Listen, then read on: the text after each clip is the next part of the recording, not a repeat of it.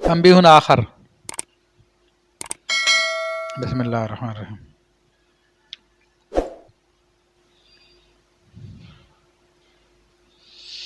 تصرف الامام فيما له فعله في اموال اليتامى والتركات والأوقاف مقید بالمصلحة فإن لم يكن مبنيا علیہ لم يصح۔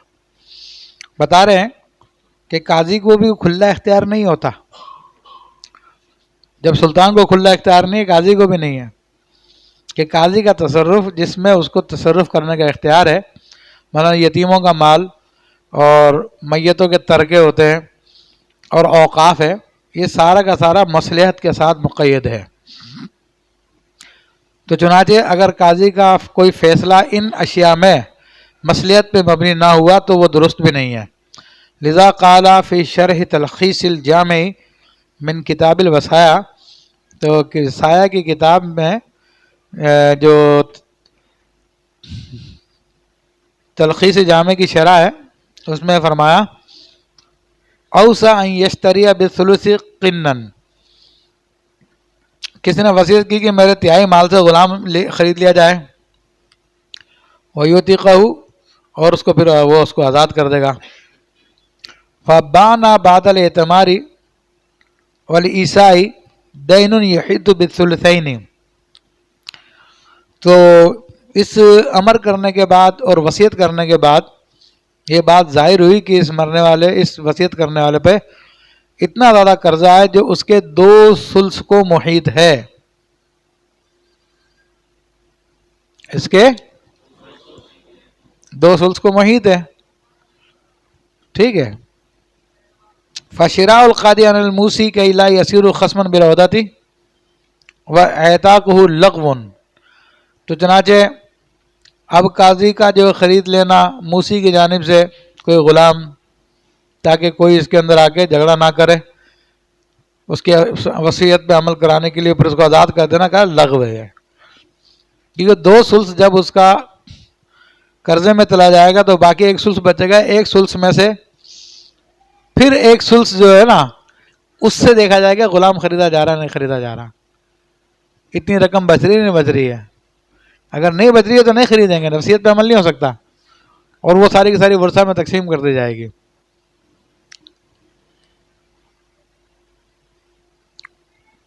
لتعدیل وصیتی، کیونکہ پھر وصیت پہ تعدی کی وجہ سے لغو ہو جائے گا۔ وہی ثلث بعد الدین، اور وصیت کس میں جاری ہوتی ہے؟ قرضے کی ادائیگی کے بعد جو مال بچ جائے اس میں سے جو ثلث ہوتا ہے اس میں وصیت جاری ہوتی ہے۔ قال الفارسی شارح واما اعتاق فهو لغو للتعذر تنفیذی باعتبار ولایت العامتی، کیونکہ قاضی کا آزاد کرنا یہ لغو ہو جائے گا کیونکہ ولایت عامہ کے اعتبار سے اس کے حکم کو نافذ کرنا متعذر ہے، لأن ولایت القاضی مقیدۃ بالنظر، کہ قاضی کی ولایت وہ نگہبانی کے ساتھ مقید ہے، ولم یوجد النظر فیلغو، تو ایسی صورت میں جب نظر پائی نہیں گئی، نگہبانی پائی نہیں جا رہی، تو پھر اس کے فعل بھی اس میں لغو ہو جائیں گے۔ وفی قضائل والوالدیہ، اور والوالدیہ کی قضاء میں رجل اوصى الی رجل، کہ ایک بندے نے ایک بندے کی طرف وصیت کی، امرہ یتصدق من مالی علی فقراء بلدتی قضا، اور اس کو حکم دیا کہ اس کے مال میں سے فلانے شہر کے فقیروں میں صدقہ کر دے، بمیت دینار، 100 دینار کا، وکان الوصی بعیدا من تلک البلدتی، اور خود جس کے حق میں وصیت کی تھی وہ اس شہر سے دور تھا، ولہ بتلک البلدتی غریم لہ علیہ دراہم، اور اس کے لیے اس شہر میں کوئی مقروض تھا کہ جس پہ اس کے دراہم تھے، ولم یجد الوصی الی تلک البلدتی سبیلا، تو نہیں پایا وصی نے کوئی بندہ یا وہاں تک جانے کے لیے کوئی صورت نہیں پائی، فامر القاضی الغریم بصرف ما علیہ من الدراہم الی الفقراء، تو اب جس کے حق میں وصیت کی تھی اس کا کوئی مقروض تھا، یعنی بالفرض ایک بندہ مر رہا، اس نے وصیت کی آپ میں سے کسی کو، ٹھیک ہے، تو اب کہا کہ یار فلاں جا کے جو ہے نا لاہور میں میری اتنے مال جو ہے فقیروں پر صدقہ کر دو. اب اس کا لاہور میں جانے کا سین کوئی بن نہیں رہا, کوئی موقع مل نہیں رہا, مصروفیت اتنی ہے. تو حال بتا اس کا ایک مقروض ہے وہاں پر جس پہ اتنی رقم ہے, 100 دینار ہی ہے جو قرضے میں وہ ادا کر کے آپ کو دے گا. تو اب قاضی کیا کرتا ہے سیٹنگ بنانے کے لیے اس کو کہتا ہے جس پہ قرضہ کا بھائی تو خرچ اس کو لوٹائے گا تو بہتر ہے کہ اس کی طرف سے تو یہ خرچ کر دے. یہ صورت بیان ہے فش. تو کہتے ہیں ولم یجد الوسیع الى تلك البلدة سبیلا فامر القاضی الغریم بصرف ما علیہ من الدراہم الى الفقراء فالدین باق علیہ.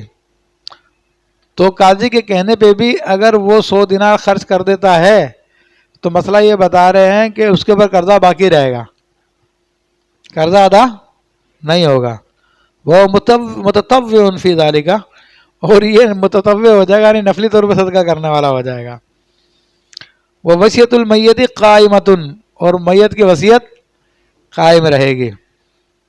وبہذا علما, یہاں سے پتہ چل گیا ان امر القاضی لا ينفذ الا اذا وافق الشرع, کہ قاضی کا حکم نافذ نہیں ہوتا جب وہ شریعت کے موافق نہ ہو.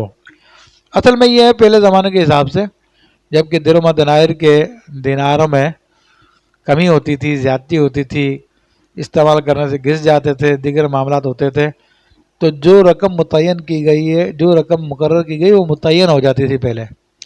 لیکن ہمارے زمانے میں چونکہ نوٹوں کا مسئلہ ہے وہ پرانا ہو نیا ہو, کڑک ہو مریل ہو, جیسا بھی ہو وہ 100 کا تو 100 کا ہی ہوتا ہے وہ, ٹھیک ہے, اس میں کوئی کمی بیشی نہیں ہوتی ہے. تو اس ہمارے زمانے کے اعتبار سے میں سمجھتا ہوں کہ ہو سکتا ہے. وصرف فی الذخیرۃ والوالجیۃ وغیرہما بان القاضیہ اذا قرر فراشا للمسجد بغیر شرط الواقف لم يحل للقاضی ذلك ولم يحل للفراش تناول المعلوم.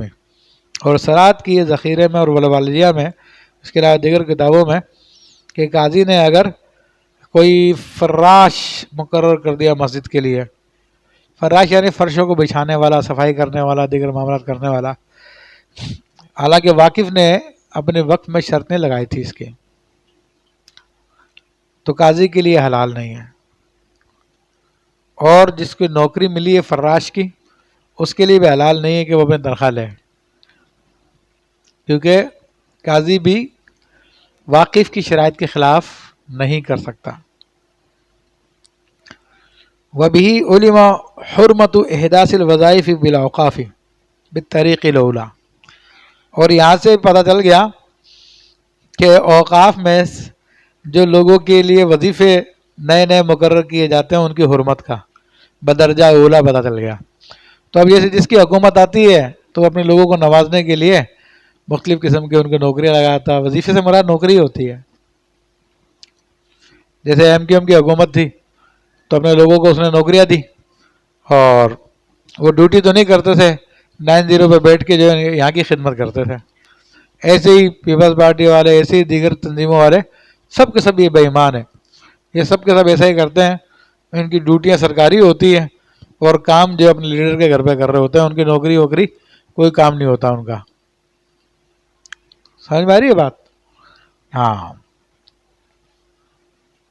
لأن المسجد مع احتیاج للفراش لم يجوز تقریرہ, کیونکہ مسجد باوجود یہ کہ اس میں ضرورت ہے فراش کی, پھر بھی فراش کو مقرر کرنا جائز نہیں ہے.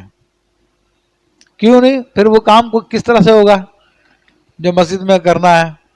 کہہ رہے ہیں کہ امکان استیجاری فراش بلا تقریر, کہ بھائی اس کو جو ہے ایڈاک بیسس پہ رکھا جائے,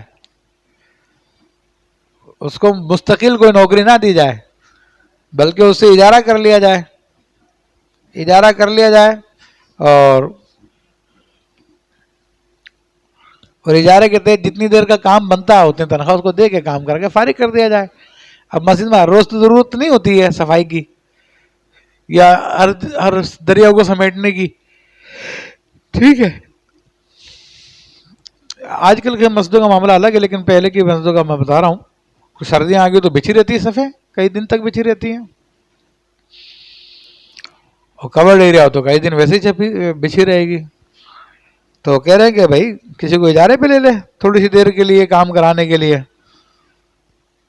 فَتَقْرِيرُ غَيْرِهِ مِنَ الْوَظَائِفِ لَا يَحِلُّ بِالْأَوْلَى. تو چنانچہ جب ضرورت ہے اس کو رکھنا جائز نہیں ہے تو غیر کو جس کی ضرورت نہیں اس کو رکھنا بدرجہ اولا ناجائز ہے. وبه علم أيضا حرمة إحداث المرتبات بالأوقاف بالأولى.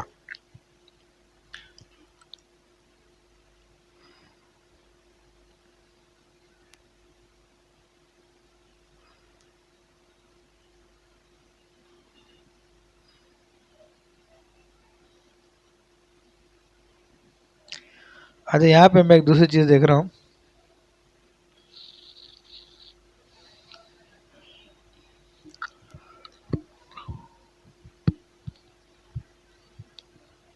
پیچھے جو ہے نا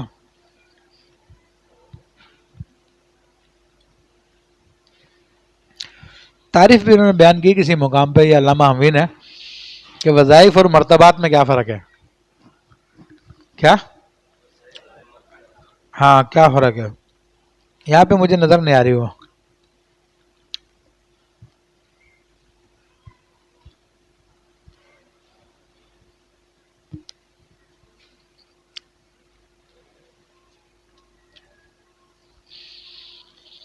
میرے کو یاد پڑتا ہے دونوں میں فرق یہ ہے کہ وہ نوکری کے تحت دی جاتی ہے وظیفہ اور یہ ویسے اعزازی وظیفہ ہوتا ہے. کیا ہاں تو اس میں کہہ بھی رہے ہیں کہ بعض فضلہ نے فرمایا کہ یہ مرتبات جو ہے مقرر کرنے کا جو سلسلہ شروع ہوا وہ 792 ہجری میں شروع ہوا. ایک قاضی آیا جس کا نام عبداللہ بن عبداللہ تھا شہر کے بادشاہ کی جانب سے, اور اس نے اپنا ہاتھ بڑھا دیا اور اپنے قلم کو اس نے کھلا چھوڑ دیا. کوئی وقف نہیں چھوڑا مگر اس کے اندر اس نے کسی نہ کسی کی وظیفے مقرر کر دیے, مرتبات مقرر کر دیے. اس کے بعد جو قاضی آئے بعد میں انہوں نے پھر ایسا کیا. اس کے بعد جو قاضی آئے انہوں نے پھر اوقاف کو ہی تباہ کر دیا. کیا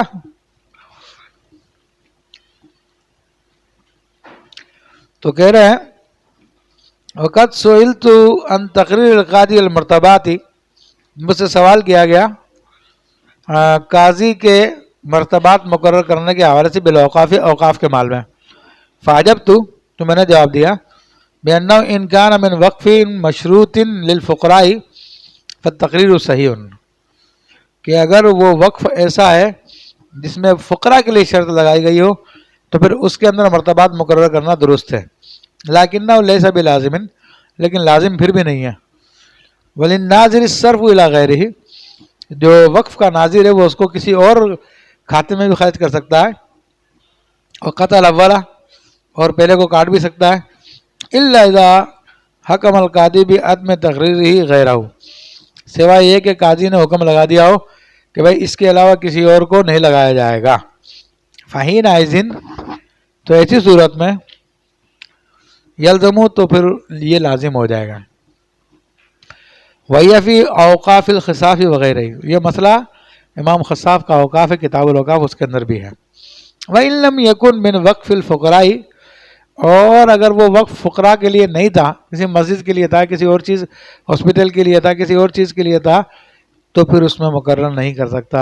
وَلَمْ يَحِلَّ وَكَذَا إِذَا كَانَ مِنْ وَقْفِ الْفُقَرَاءِ وَقَرَّرَهُ لِمَنْ يَمْلِكُ نِصَابًا, اور اسی طرح وہ بھی مقرر کرنا ناجائز ہے کہ وقت فقراء کے لیے تھا مگر اپنے کسی جاننے والے کو جو صاحب نصاب ہے اس کا مرتبہ جو ہے کوئی مقرر کر دیا اعزازی وظیفہ, تو کہا وہ بھی جائز نہیں ہے.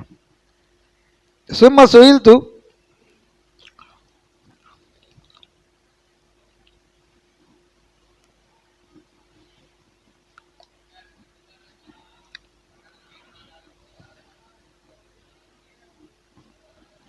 مجھ سے سوال کیا گیا لو قرر من فائد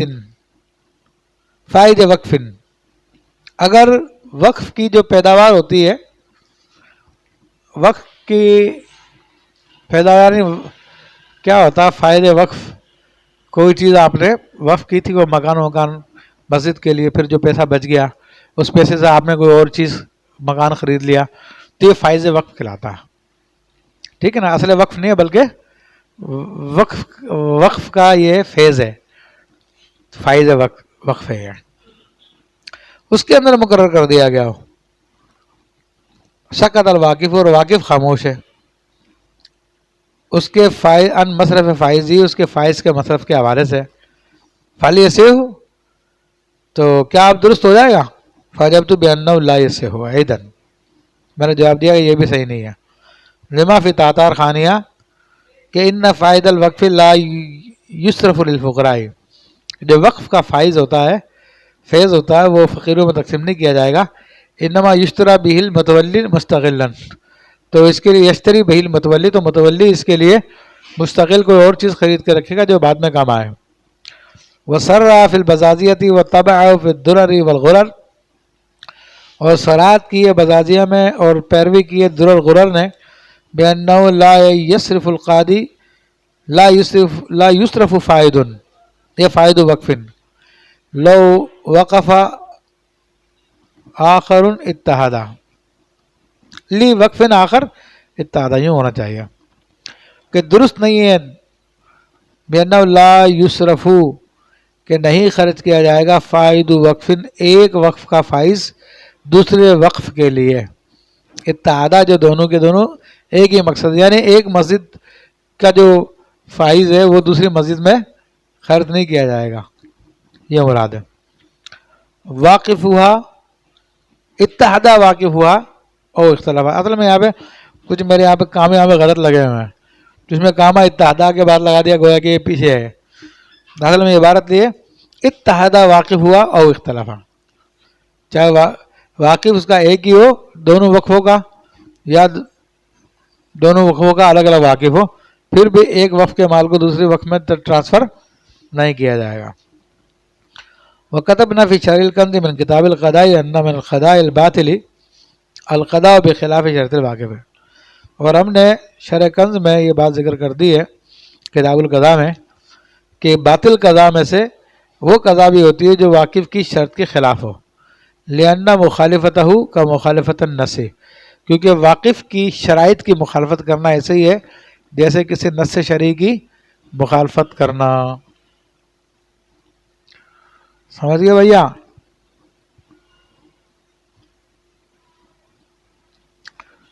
علم، اچھا. وفي الملتقط القاضي اذا زوج الصغيرة من غیر کفو لم يجوز، قاضی نے اگر چھوٹی لڑکی کا نکاح غیر کفو سے کر دیا تو قاضی کا یہ نکاح کرنا جائز نہیں ہے. ٹھیک ہے؟ فعلم ان فعلہ مقید بالمصلحۃ، تو پتہ چل گیا کہ قاضی کا فعل مصلحت کے ساتھ مقید ہے. ولہذا سرہ بان الحائط اذا مال الی الطریق، اس لیے صراحت کی بزرگوں نے کہ اگر کوئی دیوار وہ راستے کی طرف جھک گئی، یعنی گرنے والی ہے، راستے کی طرف گر جائے گی، تو خطرہ یہ ہے کہ جو بھی لوگ اس میں سے گزریں گے وہ کوئی دب سکتا ہے اس کے نیچے. تو کہہ رہے ہیں فاشہدوا واحدا علی مالکہا، تو کسی کو انہوں نے گواہ بنا لیا اس کے مالک کے خلاف. ثم ابرأ القاضی، پھر قاضی نے اس کو بری کر دیا. لم یصح، تو قاضی کا ایسا کرنا درست نہیں ہے. کما فی تہذیب، بھائی دیوار مائل ہو رہی ہے اس کو توڑ کے واپس بنائے، کوئی دب جائے گا بلا وجہ اس کے نیچے. تو یہ جھوٹے مکار جج جو ہمارے بیٹھے ہوئے ہیں، جو مسجد کو توڑنے کے پیچھے لگے ہوئے ہیں، تو ان کو بھی مسئلہ یہ، ان کا یہ حکم جاری نافذ نہیں ہوگا. یہ وہ قضا کیونکہ مصلحت کے خلاف ہے. جب سارے عوام کہہ رہی ہے مسجد ہمیں چاہیے، پارک نہیں چاہیے، تو پھر وہ قضا لا یصح تعجیل القاضی، اسی طرح درست نہیں ہوتا قاضی کا مدت مقرر کرنا. لأن الحق لیس لہ کذا فی جامع الفصولین، کیونکہ حق قاضی کا نہیں ہے، یہ حق عوام کا ہے. تو فوری طور پہ اس کو کہا جائے گا اپنی دیوار کو سیدھا کرو یا توڑ کے دوبارہ بناؤ، یہ ختم ہو گیا. الحمدللہ کل انشاءاللہ وہ کریں گے.